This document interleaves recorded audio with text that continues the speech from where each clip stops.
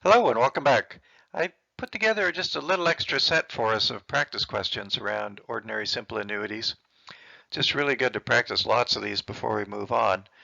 So let's get started. Now, you remember from the work we've done already in Chapter 5 and looking at annuities, they sort of take this form, don't they? We've got regular payments over time. They're equally spread out as well. And we've worked out a couple formulas along the way, one for future value and one for present value. The future value is sort of an equivalent value right down at the end of the term. So that the curly bracket represents the term of the annuity. The future value is the equivalent value down at the end of the term of all of those payments kind of rolled up together. The present value, on the other hand, is the equivalent value if I'd set my focal date at the beginning of the term. And the key thing to think about there is, remember, I'm dealing with periods when I deal with annuities. So I want the very first period, the beginning of that. That's the 0 mark, even though the payment doesn't show up until later because it's the end of that period. So in effect, it's showing up at the 1 mark. So the present value is right down at 0, not with the first payment, but really 1 period before. And then we worked out some other formulas as well based off of these. But let's go and have a look at a few example ones that we can try out. I've also put together for you a little worksheet, and you can find that in D2L, and you can download that. If you haven't already, you can print that one off. And I put 2 practice problems on this worksheet. With each one, I've left sort of 3 areas below it for you. An area for you to draw the timeline, and I've made it nice and big so you can take your time and draw a nice clear timeline, put everything on there. Then a box where you can solve it using the formula method, and then another box where you can solve it using the calculator method. That way you're going to have everything you need kind of nicely laid out, solving it 2 different ways. And when you do come to a situation where you're solving a problem in the future, like on a midterm, well, you can draw the timeline and you could choose from the 2 methods down below, depending on which one you're feeling more comfortable with.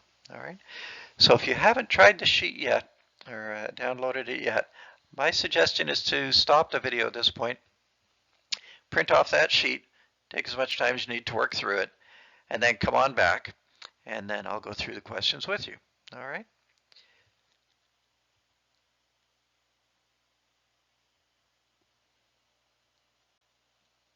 Welcome back. All right, so let's have a look.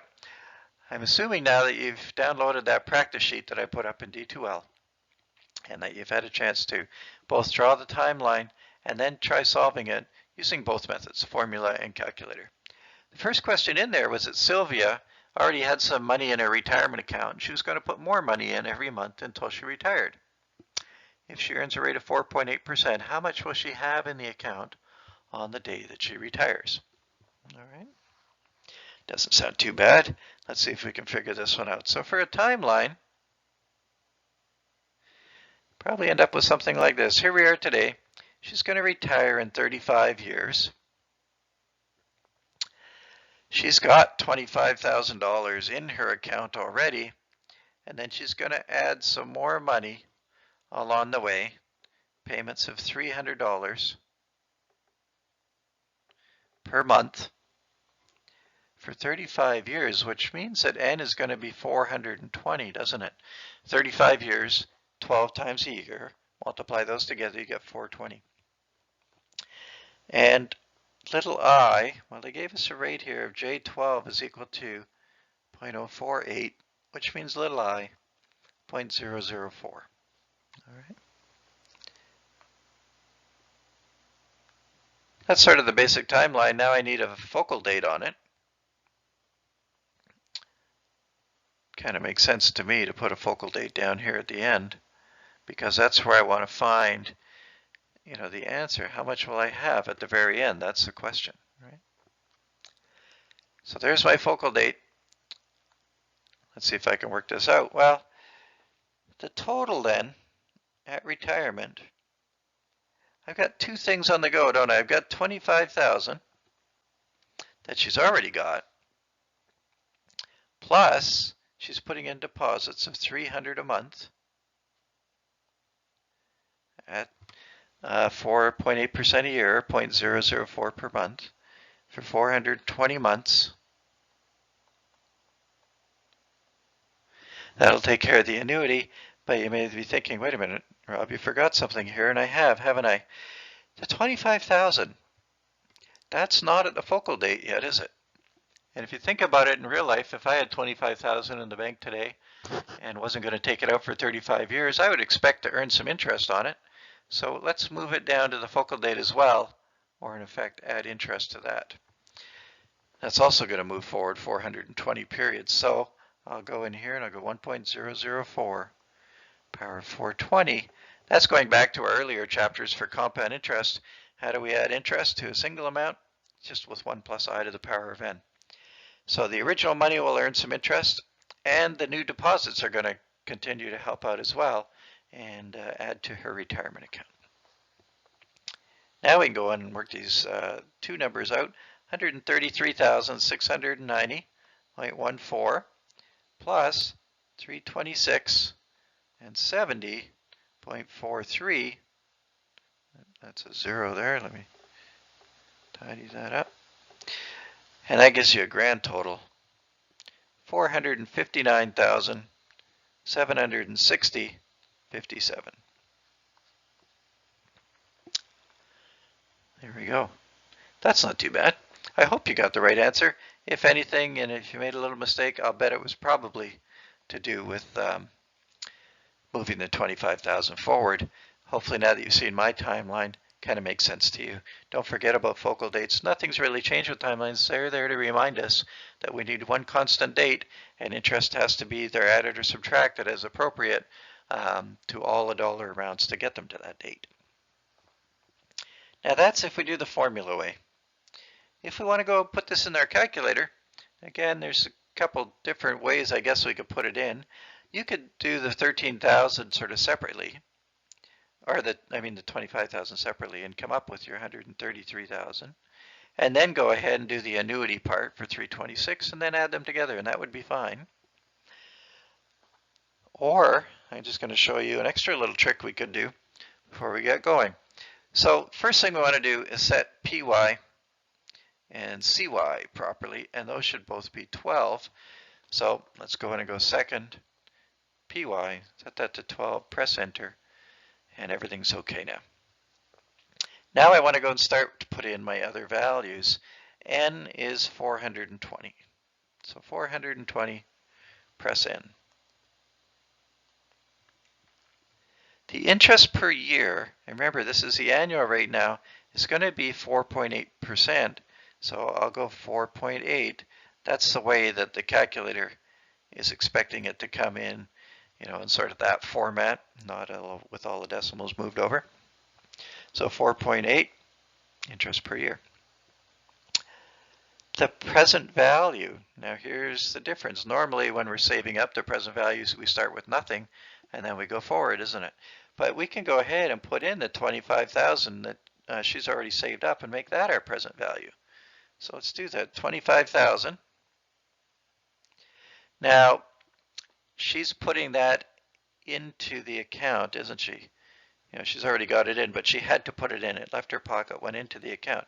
So make that negative as well. And make that the present value. We've also got a payment of $300. So let's type 300. That's also negative. Let's put that in our payment column. Because she's putting more money in, isn't she? So money that's going in, we're doing negative. Once we got those guys in, we've got all of them in there. Now we can go compute future value.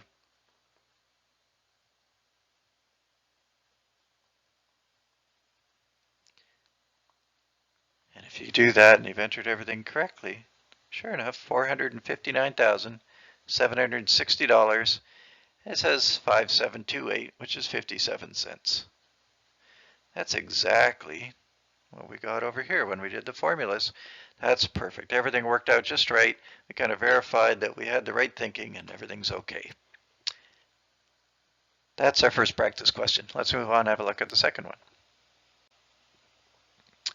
In this one, talking about Harold, he just bought a new car. The car was valued or cost $32,600.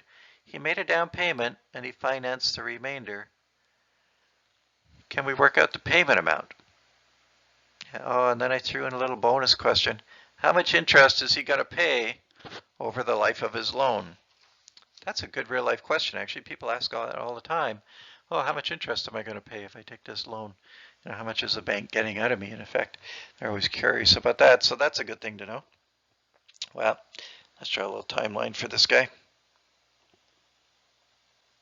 Similar to one we did earlier, isn't it? He's going to pay it off over 5 years. I'll do my timeline in months, 60 months. The car costs $32,000. But he made a down payment of $4,000. So we could do that a couple ways. We could put the down payment on there, put the cost down here.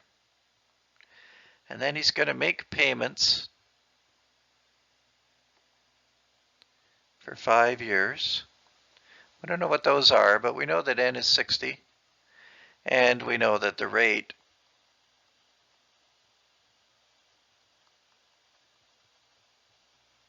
is 3.6 per year, or 0.003 for little I. So that's okay. We've got everything we need there. Can we go ahead and solve this now? Well, sure. The present value is the amount that the car cost minus the down payment. We talked about that before, and that's $28,600. Really, in this case, my focal date's down at the beginning here, isn't it? That's an easy way to deal with that. Once we got that, we go ahead with the formulas now and plug everything in there. 28,600 divided by 1 minus 1.003 to the negative 60 over 0.003. Work all that out. And I got a payment of $521.57.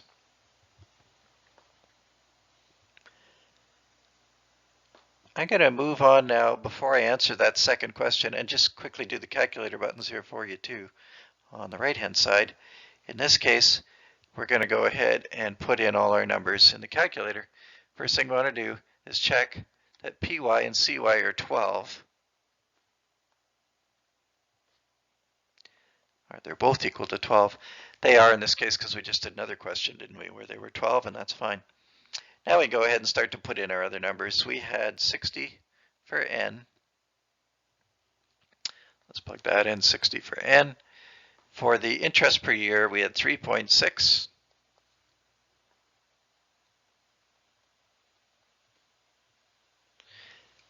For PV, we have 28,600.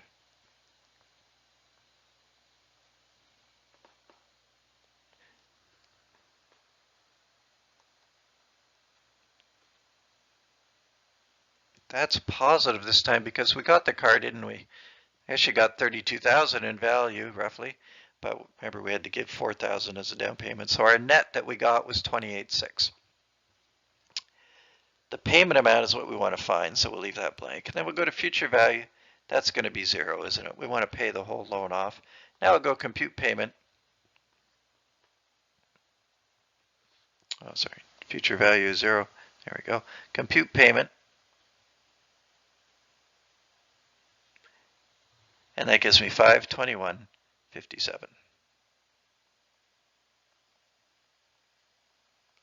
Exactly the same number we got on the other side, isn't it? So that's great. So we're good to go either with the formula or the calculator. But we had another question here. And that question was, how much interest will he pay over the life of the loan? That's just kind of a bit of a logical thing we have to think about here. The interest that he paid is going to be the total of everything he paid. He made 60 payments of $521.57. Some of those payments went towards the loan of $28,600, and so the rest must have gone towards interest. That's $2,694.20. Because when you make a loan payment, part of it goes to interest, the rest goes towards the loan. Over time, you've paid off the loan. Anything extra that you've paid must have been the money that they had taken out for interest. So there we go. There's a couple great practice questions on that worksheet for you. I hope they worked out okay for you. Now, I'm just going to keep going. I brought another one for you. Just another cool challenge one that I thought might be fun to try. In this case, we're looking at someone who was in a car accident, and this person got injured and wasn't able to work for a 2-year period of time. I guess they'd hurt their neck or something. They couldn't go to work. And they went to court with the insurance company, and they won a judgment to cover their lost wages. All right. Now, the time that they were off work was for 2 years, but that's ended, and they're now back to work. And that's normal because you think about going to court. It's going to take a while to resolve your case. So good chance the person's already back to work, and they're just trying to fight to recoup money from the past, aren't they? The court said, look, we'll give you 6% interest on your lost wages from the date you would have got them all the way up till today. So from whenever you would have been paid in the past, we'll give you your wages plus interest, and that interest is all the way up to today. So if the monthly salary was $5,500, what was the total amount of the award on the judgment day, or on today? All right, that's the question. I'm going to suggest as you hit pause for a minute, try to lay out a little timeline for this one maybe. You think, where's the 2 years, where's the 9 months fit in, where's today really, or the day of the judgment, all of that sort of thing. Put a focal date on there and see if you can work it out. And then when you're ready, press play again. I'm going to come back, I'm going to shrink the question down a little smaller so I've got some room, and then I'll go through it with you.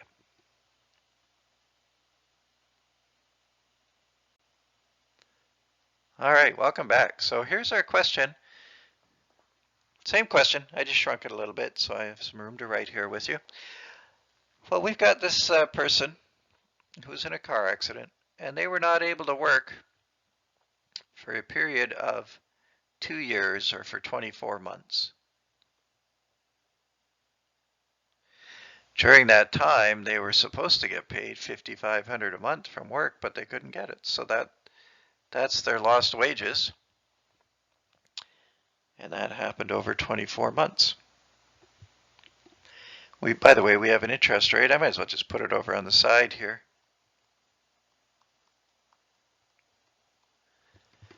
Just so I don't forget about it. Now, the day of the judgment, though, is down at this point. This is the judgment day. Sounds like the Terminator movie, but this is Judgment Day. That's 9 months after the person went back to work. Well, 24 plus 9, that's going to take me all the way to the 33-month mark. That's where I want the grand total. That's where I want to get my number. Well, the annuity's on there, but it's in the wrong place. It's further down. So how do I deal with that? Well, I'm going to do it in 2 steps, really. First, I'm going to find the future value of just the annuity right here. And then I'm going to carry that forward to the judgment day, because that's really my focal date, isn't it? And in that case, that's going to be 9 periods. All right, so that's what I want to do. I want to move all that forward. Once I've worked out the future value, then I'll carry it forward to the day of the judgment. That's really saying it's going to keep earning interest, isn't it? That's perfect. That's what we want. So let's go put our numbers in here. The amount of the award then is going to be $5,500 per month with interest for 24 months.